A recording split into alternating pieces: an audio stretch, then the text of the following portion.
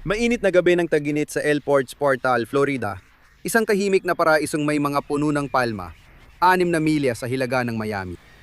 Pero pagsapit ng alas 3:37 ng madaling araw, nakatanggap ang Miami-Dade County Siyam-Siyam, isa ng desperadong tawag ng tulong. Sinabi ni Dr. Neha Gupta, 3-6 isang pediatrician, na nakita niya ang 4 na taong gulang niyang anak na si Arya na nakadapa sa swimming pool ng kanilang Airbnb. Sige, sabihin mo sa akin ng eksakto kung anong nangyari. Kasi, natutulog kami tapos may narinig akong ingay. Nasa pool siya, tinangka ko siyang iligtas pero hindi ako marunong lumangoy. Lumubog siya sa pool. Sige, may nakakuha ba sa kanya palabas? Wala, kami lang dalawa ang nandito. Isa itong Airbnb. Sige, meron bang parang stick, yung malaki, parang yung ginagamit sa pool stick? Parang kung nililinis mo yung pool. Hindi ko alam, titingnan ko. Tumingin sa pader o gilid ng pool at subukang ilabas siya sa tubig. Wala akong makita, sobrang dilim.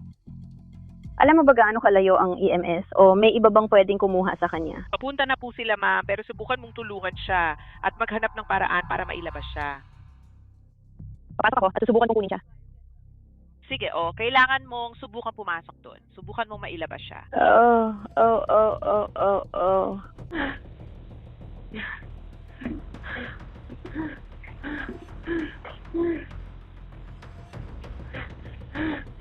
Hindi ko kaya. Bumaba. Sige, ginawa mo ba? Hindi ako marunong lumangoy. Habang si Neha ay nananatili sa linya, nakuhanan ng security cameras ang pagdating ng pulis at EMS sa lugar. Bubuksan ko ng pinto. Sige, buksan mo ng pinto. Hinila ng EMS si Arya palabas ng pool at nagsagawa ng CPR.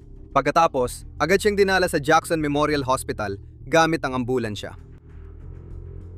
Sa kasamaang palad, huli na. 1 oras matapos, 4:28 ng madaling araw, idineklarang patay si Arya. Pagkalipas ng ilang oras, kasama ang abogado, nakipagkita si Neha sa pulis at inalala ang huling sandali ng anak niya. Sinabi ni Neha na nakatira siya sa Oklahoma City at may shared custody kay Arya kasamang dating asawang doktor. 2 araw nang nakalipas, noong Hunyo 25, lumipad sina Neha at Arya mula Oklahoma papuntang Miami para mag-enjoy ng oras na magkasama bilang mag-ina. Mahabang biyahe natin. Sabi ni Neha, kahapon mula pa umaga nag-relax at nag-jetski sila ni Arya sa tabing dagat. Mga alas 7 hanggang alas 8 ng gabi, bumalik sila sa Airbnb. Ayon kay Neha, nakatulog si Arya sa kotse kaya binuhat niya papasok. Alas 9 ng gabi ginising ni Neha si Arya para maghapunan. Alas 12:30 ng madaling araw sabay silang natulog sa master bedroom. Ang naalala ni Neha, nagising siya ng 3:20 ng madaling araw at napansin niyang wala si Arya sa kama. At bukas ang sliding glass door mula sa master bedroom papunta sa likod ng bahay. Lumabas si Neha at sa kanyang pagkabigla, nakita niya si Arya sa pool. Hindi marunong lumangoy si Neha, kaya halos 10 minuto niyang paulit-ulit na sinubok ang abutin at hilahin palabas ng tubig ang kanyang anak. Pero hindi niya ito maabot. Sa sobrang takot tumawag siya sa 911. Walang naitalang pagkalunod ni Arya sa mga security camera ng Airbnb. Ngunit nang suriin ito ng mga investigador, nakatulong ang footage sa pagpapatunay ng timeline ayon kay Neha. Ang pagkamatay ni Arya ay mukhang isang malungkot na aksidente. Isang bakasyon na nagsimula sa kasabikan at nagtapos sa pinakamasamang bangungot na isang ina. Pagkalipas ng 2 araw, in-autopsy ng medical examiner si Arya at ibinunyag ng kanyang katawan ang ibang mas madilim na kwento kaysa sinabi ng kanyang ina sa pulis. Walang tubig sa bagaw tiyan ni Arya, pero natuklasan ng medical examiner na may mga hiwa at pasa sa loob ng kanyang bibig at pisingi. Batay sa mga natuklasan na ito, napagpasyahan niya na hindi nalunod si Arya. Iginiit niya na matay siya dahil suspect siyang dulot ng pagtatakip sa bibig at ilong, kaya hindi aksidente ang pagkamatay niya. Isa itong pagpatay. Kinabukasan, kinasuhan si Dr. Neha Gupta ng first-degree murder at inilabas ng pulisya ang warrant of arrest laban sa kanya.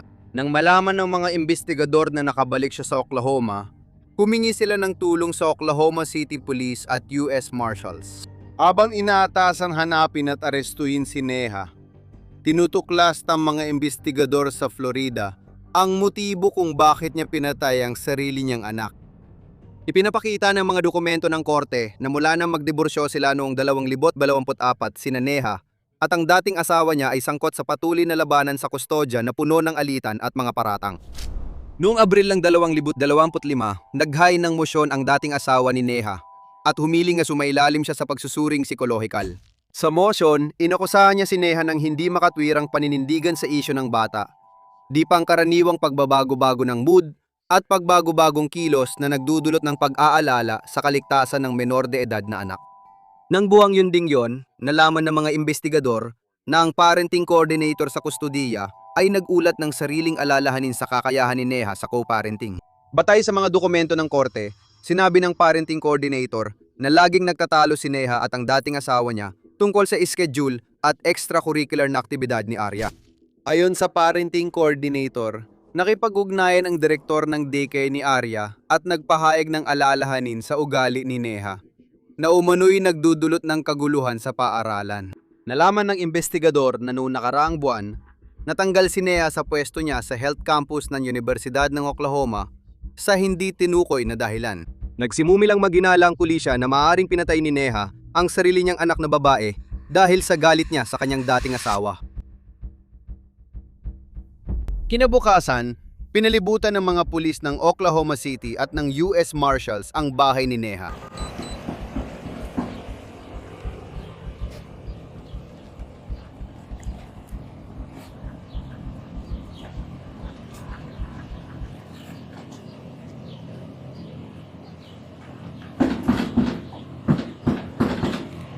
Pulis ito! Buksan ang pinto! Ngayon na! Naniniwala pa rin ako doon. Buksan ang pinto!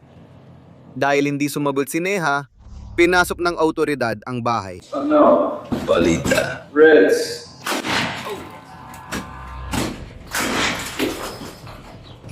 Neha Gupta, pumunta ka sa harap ng pinto ngayon! Para sa US. Mga marshal, may warrant kami para arestuhin ka! Lumapit ka sa pinto!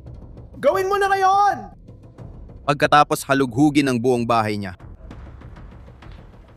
Uy, linisin namin ang garahe na to. Kaya matas ka muna ng taote, pare. Dito tayo magsimula.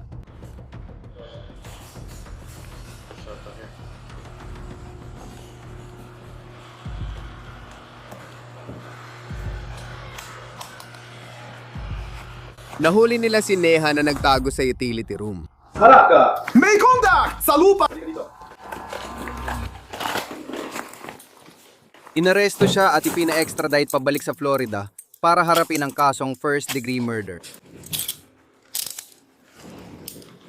Sige. Tumayo ka. Nililinis mo ba ang natitira dito at agad na umaalis? Hindi pa niya nagawa. Hindi pa siya nasusuri. Maganda. Kailangan namin ilabas siya. Tutulungan mo ba siya? Nag-plead ng not guilty si Neha Gupta at ipinabilango siya ng hukom ng walang piyansa. Agad na napansin ng pambansang media ang kaso. Narinig mo na ba? Isang pediatrician sa Oklahoma ang inakusahan sa pagpatay sa 4 na taong gulang niyang anak na babae sa papapanggap na nalunod ito.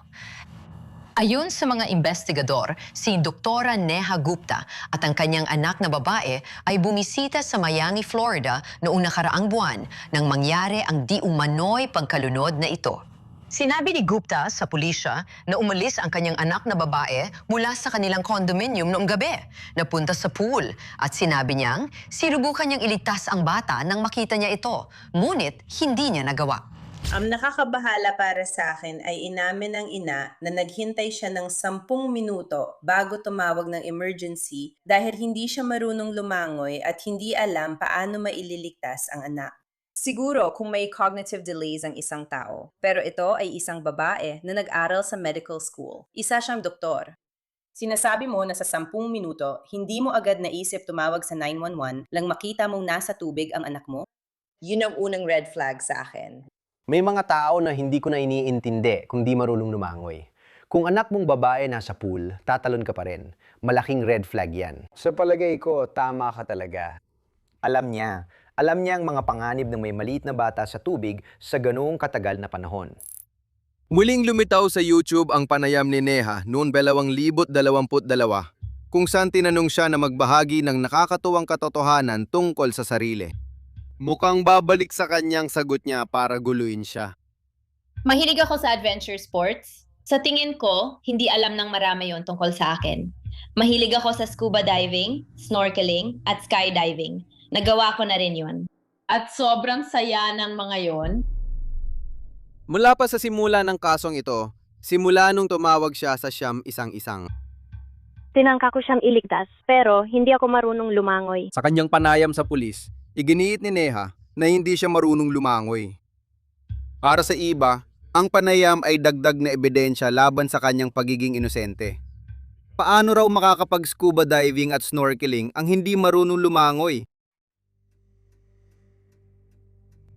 Sa sumunod na buwan, habang hindi pa rin nagsisiwalat ng ibang ebidensya ang mga investigador, inanunsyo ng mga piskal na ibinaba ang kaso laban kay Neha Gupta mula first-degree murder sa second-degree murder at aggravated assault.